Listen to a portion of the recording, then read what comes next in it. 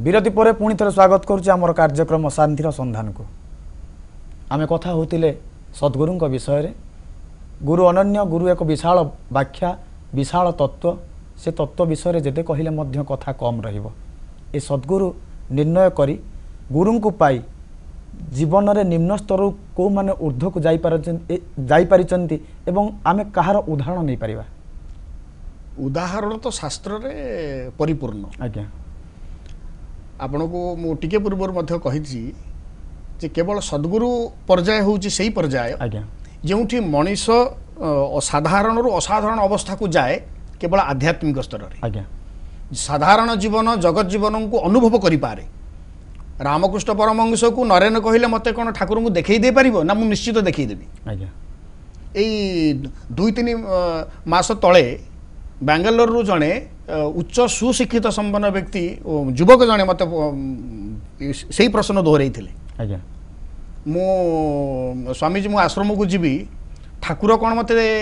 केमिति देखा हुए देखई दे पारिबे कि मु कहली आपण जानिबा कहउछन ना चैलेंजर पचारुचंती। आज्ञा कहले ना ना आपण को हम तो चैलेंज करिवनु तथापि मोर भीतर आग्रह मु निश्चित भाव रे भगवान अछंती एटा देखई दिया हबो या प्रत्यक्ष। आज्ञा या केवल गुरु राज्य रे किंतु आमे धरंतु आपण एठी बसिले घर भीतर बसिले मन आपणकर कार्य अछि भुवनेश्वर की संबलपुर की कोरापुट रे आज्ञा आपण एइटू घर चिंता कले मु भुवनेश्वर रे पहुँचबी कोन 2 मिनिट रे पहुँची जिबे कि ना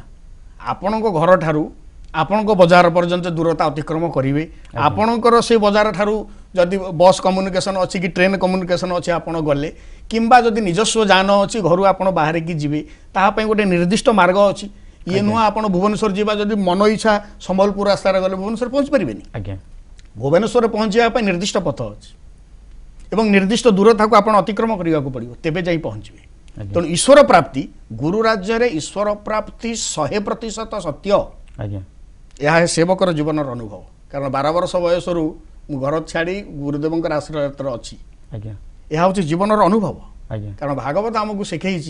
जीवर गति अनुभव उद्धवे कहले माधव जदि जीवन में किसी अनुभव सृष्टि होनी तेरे शास्त्र जिते आप पाठ करूँ जिते आप वेद निष्णात हूँ सब व्यर्थ हुए बोली कि सेवक भावना हुए निश्चित आप जो कहले अनुभवटा ईश्वर साक्षात हवाटा निश्चित सत्य किंतु तापाई आपण जो अवस्था अच्छी से पर्यंत पहुँचा पड़ो से पथ को अतिक्रम करने को पड़ो जदि आप पथ अतिक्रम न कले मन में भाविले मु भुवनेश्वर पहुँची पारे कि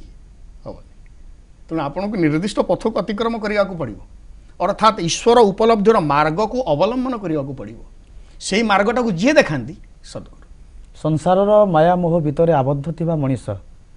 से मार्ग रे आजिर समय जीवा तो बहुत कष्टसाध्य मन करुछि तो से मार्ग पर्यंत पहुँचवा कौन कौन संस्कार जीवन में आवश्यकता अच्छी जे मते आध्यात्मिक चिंता चेतना भितर रहिबा को पड़िबो मते गुरु राज्य रे पदार्पण करी ईश्वर प्राप्ति करिवार बाट को प्रशस्ति करिया पड़िबो कौन पदक्षेप नवा पड़िबो नहीं जीवा असंभव ये शब्दटा कहीं मते ठीक लागेनी ये जगतर असंभव अवस्था किसी नहीं जदि वर्तमान समय संसार आसक्ति मनुष्य जी निर्भर करुच्ची संसार सहित जी जोड़ी हो नहीं गोटे कथा हूँ आम पानी भितर रही कादुअरे दली चकटी हो सारा दली चकटी होउथवा मनीष बा सर्वांगे कादुआ लगी मनीष जदि इच्छा करुच्ची मुझे परिष्कार परिच्छन्न हेबी यह एक उत्तम मानसिकता। आज्ञा किंतु उत्तम मानसिकता प्रत्यक्ष नुहे मु भाविली खाइबी मुझे न खाइली पेट भोक तो रहा ना मुझे चाहिली मोर लगी कादुआ को परिष्कार करी धोइबा को पड़ो आपड़ जो कहते आसक्ति संसार रे आसक्ति कौटी ना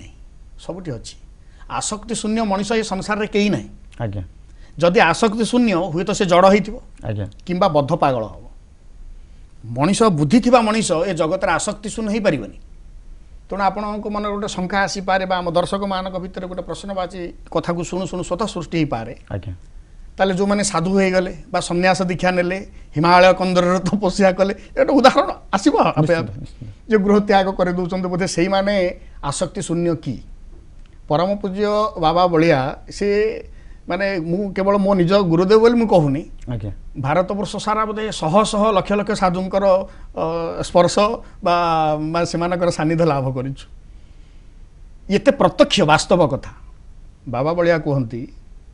ଜଣେ ସାଧୁ ସନ୍ନ୍ୟାସ ହେଇଗଲା ଅର୍ଥାତ୍ ତା ମନରେ ସଂସାର ପ୍ରତି ବୈରାଗ୍ୟ ଭାବ ସୃଷ୍ଟି ହେଲା ସେ ଘରୁ ପଳେଇ ଆସିଲା ଆଜ୍ଞା ଘରୁ ପଳେଇ ଆସିଲା ରହିଲା କେଉଁଠି ନା ଆଶ୍ରମରେ ରହିଲା କି ଗୋଟେ ଛୋଟ କୁଡ଼ିଆ କରି ରହିଲା କିମ୍ବା ଗଛ କୋରଡ଼ରେ ରହିଲା କି ହିମାଳୟର ଗୁମ୍ଫାକୁ ପଳେଇଲା ରହିଲା ଏତିକି ହେଉଛି ସଂଜ୍ଞା ଆଜ୍ଞା ତେବେ ବାବା ଏତେ ପ୍ରତ୍ୟକ୍ଷ ବାବା କୁହନ୍ତି ଜଣେ ଘର ଭିତରୁ ଆଇଲା ବା ରହିଲା କୌଣସି ଗୋଟେ ଜାଗାରେ ସେଠି ଭାତ ଡାଲି ପୁରୀ କ୍ଷୀରି ଇତ୍ୟାଦି ଖାଉଥିଲା ହୁଏତ ଖାଦ୍ୟ ପରିବର୍ତ୍ତନ ହେଇକି ସେ ଫଳ ଖାଉଛି ନା ନାହିଁ ତାହେଲେ ସେ ଖାଦ୍ୟ ପ୍ରତି ଆସକ୍ତି ରହିବ କି ନା ଆଜ୍ଞା ଯେଉଁ ସମୟରେ କ୍ଷୁଧା ଆମ ପେଟରେ ଅଛି ଖାଦ୍ୟ ପ୍ରତି ଆସକ୍ତି ହେବ 100% ନିଶ୍ଚିତ ଭାବରେ ଆଜ୍ଞା। ଏଇଟା ଆମେ କାଟି ପାରିବାନି ମୋତେ ଶୀତ ହେଉଛି ଘରେ ମୁଁ ରେଜେଇ ଘୋଡ଼େଇ ହେଉଥିଲି କିମ୍ବା ମୋଟା କମଳ ଘୋଡ଼େଇ ହେଉଥିଲି ଏଠି ପତଳା ଚାଦର ଖଣ୍ଡେ ତ ଦେହରେ ପକେଇବି ନିଶ୍ଚିତ ପକେଇବୁ ତାକୁ ମୁଁ ଦୂରେଇ ଦେଇପାରିବିନି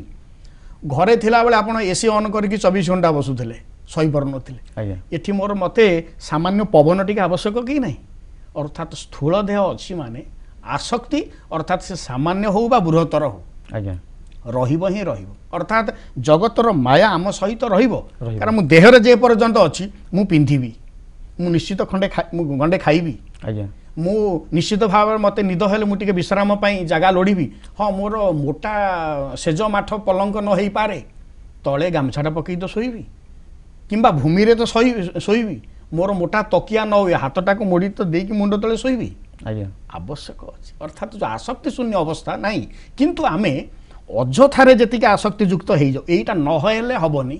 ସେଇଟା ହେଉଛି ଭୁଲ ପରିଚୟ ଯେଉଁଟାକୁ ଶାସ୍ତ୍ର ନିନ୍ଦା କରେ ଅର୍ଥାତ୍ ଆମେ ନିର୍ଦ୍ଦିଷ୍ଟ ଲକ୍ଷ୍ୟରୁ ଓହରି ଯାଉଛନ୍ତି ଆମେ ଯେଉଁ ପ୍ରତି ଆସକ୍ତି ରହିବା କଥା ସେ ଆସକ୍ତିଠାରୁ ଦୂରରେ ରହି ଏ ଯେଉଁ ସଂସାର ଆସକ୍ତି ଭିତରେ ଅତିମାତ୍ରାରେ ନିବେଶ କରୁଛନ୍ତି ଯାହାଫଳରେ ଆମେ ଗୁରୁ ରାଜ୍ୟ ଆଧ୍ୟାତ୍ମିକ ଚିନ୍ତା ଚେତନାରୁ ଦୂରେଇ ଯାଉଛନ୍ତି ମୋ କହିବାର ତାତ୍ପର୍ଯ୍ୟ ଯେ ଏ ଆସକ୍ତିରୁ କିଛି ମାତ୍ରାରେ ମୁକ୍ତି ହେଇ ଆମେ କେମିତି ସେ ରାସ୍ତାରେ ପଦାର୍ପଣ କରିବା ହଁ ତା ପାଇଁ ମୁଁ ପ୍ରଥମରୁ ଯେଉଁ ବାକ୍ୟଟା କହିଛି ମୁଁ ଆଉଥରେ ଆପଣମାନଙ୍କୁ ଦୋହରେଇବି ଗୁରୁ ପ୍ରଦର୍ଶିତ ମାର୍ଗ ଆଜ୍ଞା ଗୁରୁ ସଦ୍ଗୁରୁ ସେଇଥିପାଇଁ ଆମକୁ ମାର୍ଗ ପ୍ରଦର୍ଶନ କରନ୍ତି ଯେ ଆମେ ଯେମିତି ସାଧାରଣ ଛାତ୍ରଟିଏ ପାଠ ପଢ଼ୁଛି ବିଦ୍ୟାଳୟରେ ବା ମହାବିଦ୍ୟାଳୟରେ କି ବିଶ୍ୱବିଦ୍ୟାଳୟରେ ପୁସ୍ତକରେ ତ ପାଠ ଅଛି ଆଜ୍ଞା ତାହେଲେ ଶିକ୍ଷକ ବା ଅଧ୍ୟାପକ ଏମାନଙ୍କର ଆବଶ୍ୟକତା କ'ଣ ନା ଶିକ୍ଷକ ହୁଅନ୍ତୁ ବା ଅଧ୍ୟାପକ ତାଙ୍କ କାମ ହେଉଛି ଯେ ପୁସ୍ତକରେ ଲେଖା ହେଇଥିବା ବିଦ୍ୟାଟାକୁ ଆମ ଭିତରେ ପ୍ରତିଫଳନ କରିବା ପାଇଁ ଆଜ୍ଞା ଆମ ଭିତରେ ବାସ୍ତବରେ ସେଇଟାକୁ ଆଣିଦେବା ପାଇଁ ଅର୍ଥାତ୍ ବହିରେ ଲେଖାଯାଇଛି ଶାସ୍ତ୍ରରେ ସବୁ କଥା ଉଲ୍ଲେଖ ରହିଛି ଆଜ୍ଞା କିମ୍ବଦନ୍ତୀ ଠାରୁ ସଂସ୍କୃତି ଠାରୁ ଆମ ଚାଲିଚଳନ ଠାରୁ ନିୟମ ଠାରୁ ଜ୍ଞାନ ଠାରୁ ବୈରାଗ୍ୟ ସବୁ କଥା ଲେଖା ହେଇଛି କିନ୍ତୁ ତାହା ସ୍ପଷ୍ଟ ପ୍ରତିଭାତ ଆମ ଜୀବନଚର୍ଯ୍ୟା ଭିତରେ କେମିତି ହେବ ତାହା ପ୍ରତିଫଳିତ ଆମ ଜୀବନ ଭିତରେ କେମିତି ହେବ ତାହା ହିଁ ସଦ୍ଗୁରୁ କରନ୍ତି ଜୀବନରେ ସଦ୍ଗୁରୁଙ୍କର ଆବଶ୍ୟକତା ଅଛି ଜୀବନରେ ଗୁରୁ ହିଁ ଆମ ସମସ୍ତ ସମସ୍ୟାକୁ ସମାଧାନ କରିବା ସହିତ ଆମ ଜୀବନରେ ସଂସ୍କାର ଦେଇପାରିବେ ଆମକୁ ଈଶ୍ୱରଙ୍କ ପଥରେ ଚାଲିବାର ମାର୍ଗଦର୍ଶନ ଦେଇପାରିବେ ଏ ବିଭିନ୍ନ କଥା ଆପଣ ଶାସ୍ତ୍ରାନୁମୋଦିତ କଥା ଏବଂ ସାମାଜିକ ଜୀବନଚର୍ଯ୍ୟାର କଥା ବହୁତ ସୁନ୍ଦର ଭାବରେ ଉପସ୍ଥାପନ କରି ଆମ ଦର୍ଶକମାନଙ୍କ ସହିତ ଆଜିର କାର୍ଯ୍ୟକ୍ରମରେ ରହିଥିବାରୁ ଆପଣଙ୍କୁ ଅଶେଷ ଅଶେଷ ଧନ୍ୟବାଦ ଜୟ ଜଗନ୍ନାଥ ଜୟ ଜଗନ୍ନାଥ ତେବେ ଦର୍ଶକ ବନ୍ଧୁ ଆଜି ତ ସମୟ ହୋଇଯାଇଛି ପୁଣି ଥରେ ଆପଣମାନଙ୍କ ସହିତ ଦେଖା ହେବ ଆଗାମୀ ଅଧ୍ୟାୟରେ ସେତେବେଳେ ପର୍ଯ୍ୟନ୍ତ ମୋତେ ବିଦାୟ ଦିଅନ୍ତୁ ଜୟ ଜଗନ୍ନାଥ।